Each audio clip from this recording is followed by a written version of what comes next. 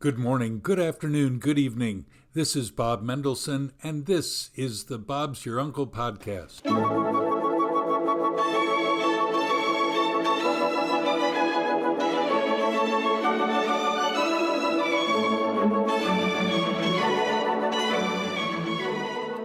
Today we speak with Martha Jacobs, a Jewish nurse in Detroit, Michigan, about euthanasia and death itself, and try to find hope for us all.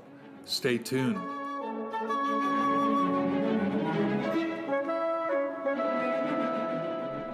Thanks for joining me for this Bob's Your Uncle podcast, Season 1, Episode 23. Of note, the opinions are strictly my own and those of my guests. You can now find us and comment directly to us wherever you get your podcasts. iHeartRadio, Spotify, Apple iTunes, Google, the list goes on and on and on and on. We have a lot of topics to discuss, and even so on the Bob's Your Uncle podcast, you are part of the show. We do want to see and hear you. Send us a message on Facebook or Instagram. Video something and send it to us. In the weeks to come, we'll talk about pickleball again, and music and wars and rumors of wars. Let's see where the spirit takes us.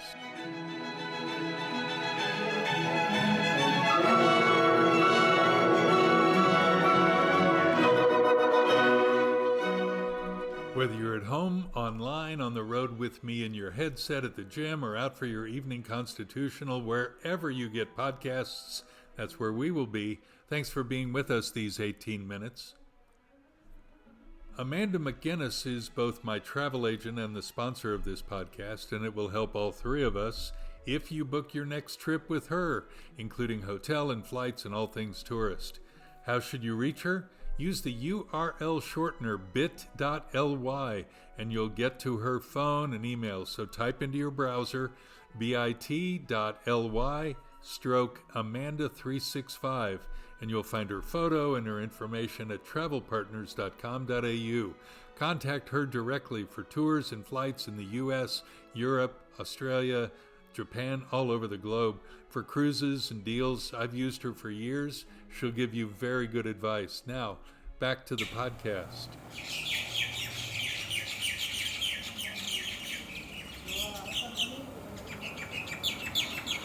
Historical marker of the week. On this date in history, 2 August, in 1876, Wild Bill Hickok, a frontiersman, marksman, gambler, and legend of the American West, was murdered in the city of Deadwood, in what is now South Dakota.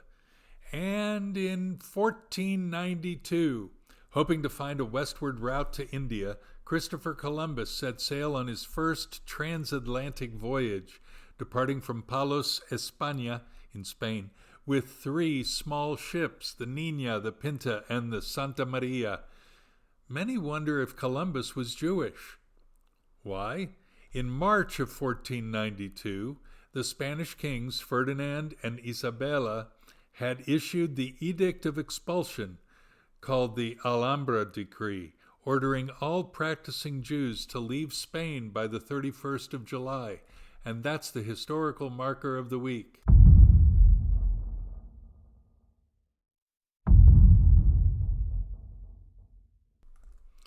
I first met Martha Jacobs in 1979, and she and her husband have been friends with my family ever since.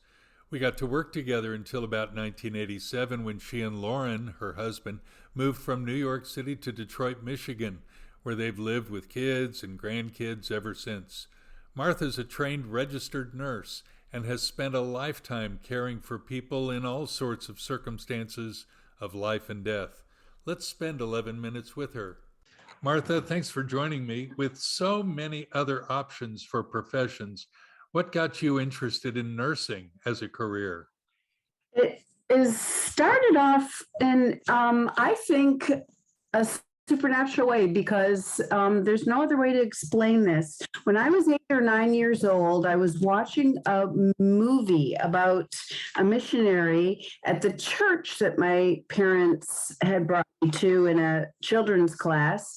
And part of this movie wasn't even the main theme or anything. It was just a scene of someone dying in bed, and this nurse was taking care of this person. And it grabbed me dramatically. Like, that's what I want to do. I want to take care of people like that. It was so powerful. I made a decision in that moment. I want to be a nurse. And I went home and I told my father, and he laughed at me. You know, how could a child know what they want to do? And I remember thinking, well, I'll show him. He'll see.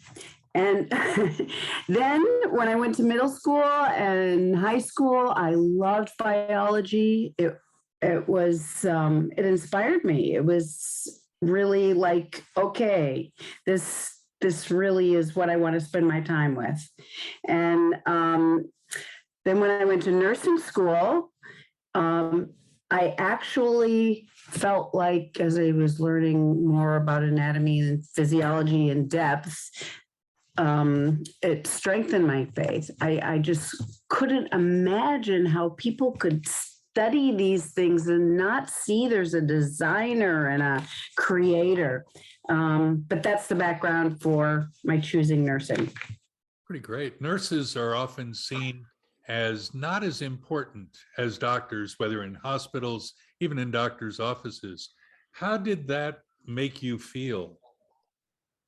Well, some people might think that way, but in my experience, the nursing role is a strategic one, and it's one that it's filling in a space that nobody else is. Doctors order treatment, nurse carries it out. She is the go-between, explaining, the advocate for the family of the patient and the patient, explaining them to the doctors and explaining the doctors to them. And so I never, ever felt like it was an unimportant role, no matter what kind of attitude people had.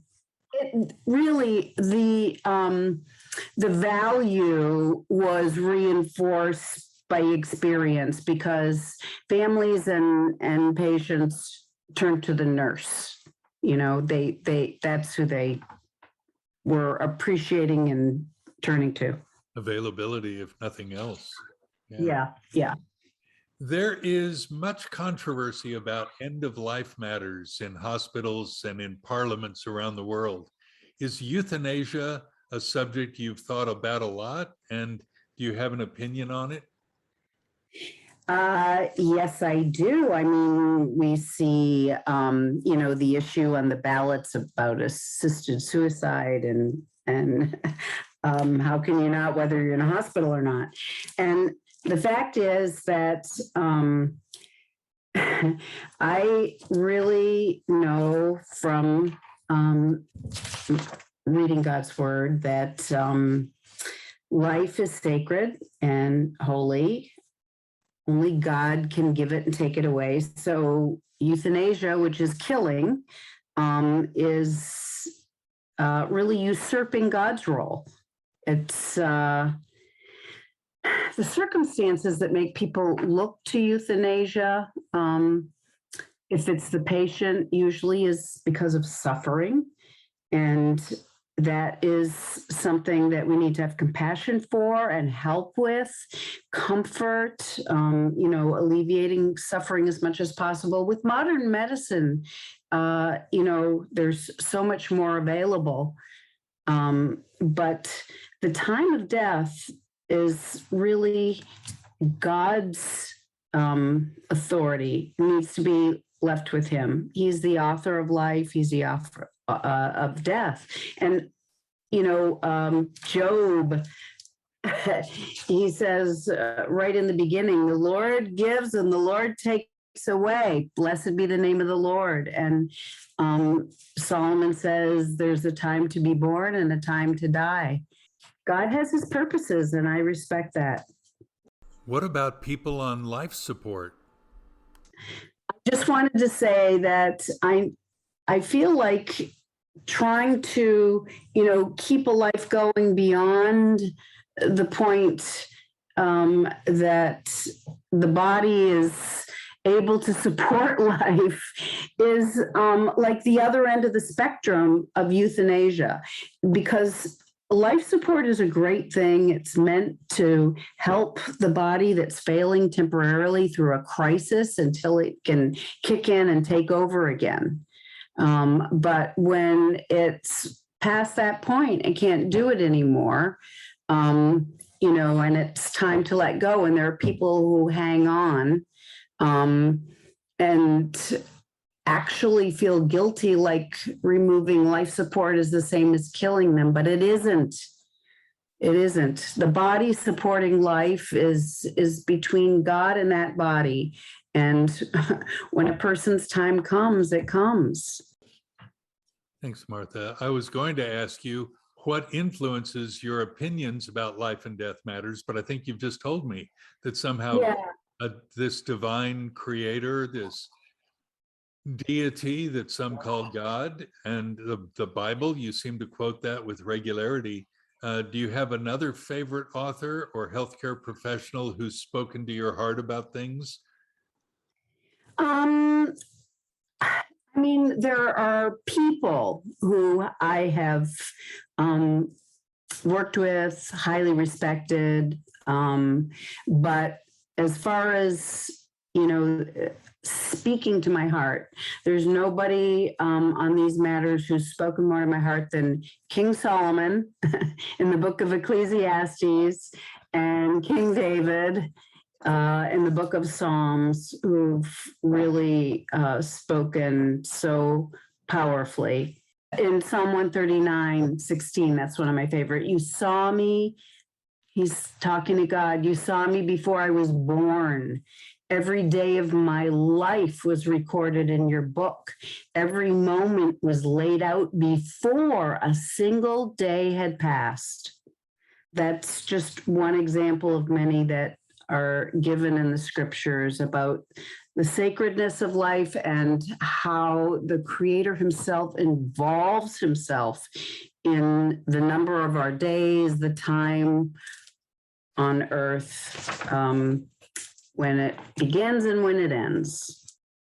Martha, when you pass, and I don't wish that anytime soon for you, how do you want to be remembered? I guess my heart is that I hope I'm remembered as somebody who really served and cared enough about people to point them to our wonderful God and creator and lover of our souls, who I believe is the source of all true hope and help and healing in this life, not to mention the one to come. Do you ever have enough time with your grandkids? It's really a reaffirmation of life, isn't it? Just being with them. They are a pleasure in this season of life like none other. Is there anything else you want to tell the Bob's Your Uncle audience? In our day, abortion has become such an issue. And with the Supreme Court overturning Roe v. Wade, it's front and center in the headlines here. And our congregation has what we call pikuach nefesh, and that is, saving lives, the highest mitzvah that there is. And so a group of us go to the abortion center here in the area and hold up signs encouraging people to choose life. My sign that I made has a picture of a little baby in a womb, and it says, "Small lives matter." And that's the life that's forgotten in this debate. And we've had people in our state trying to change the Constitution, the state constitution, to embed abortion. And There was a woman who wanted me to sign that petition the other day, and I told her, I believe abortion is killing a life. I can't do that. So that's one of the things that I'm doing now that is a life and death issue. And as a nurse, it's something I'm passionate about. Martha, thank you very much for your time. I wish you and Lauren and your family all the nachas, all the joys of life. And it's really a pleasure to catch up with you yet again. One day we'll see each other in person.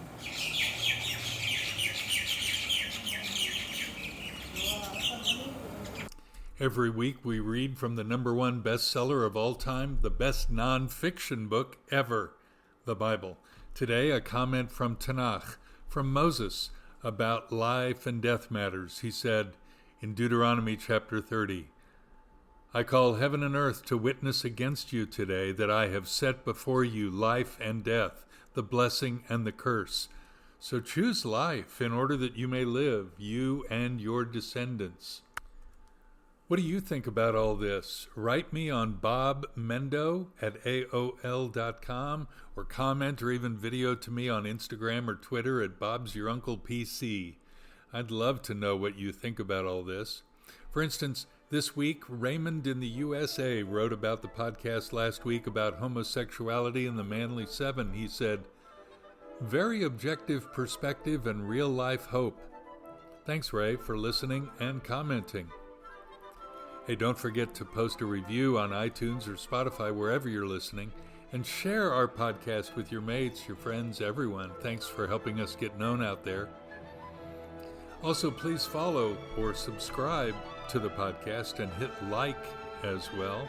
We can use all the good speak we can get, and your podcast app will notify you of the next episode.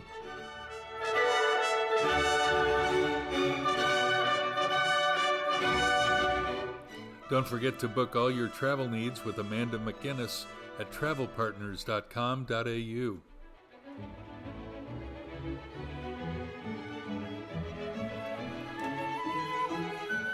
Next week, we plan to speak about music itself and its role in the world of Australia and why we sing along. What does music communicate anyway?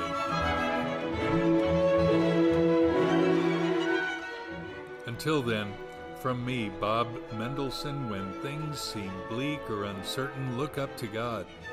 He's in his heaven, and Bob's your uncle. Shalom from Sydney.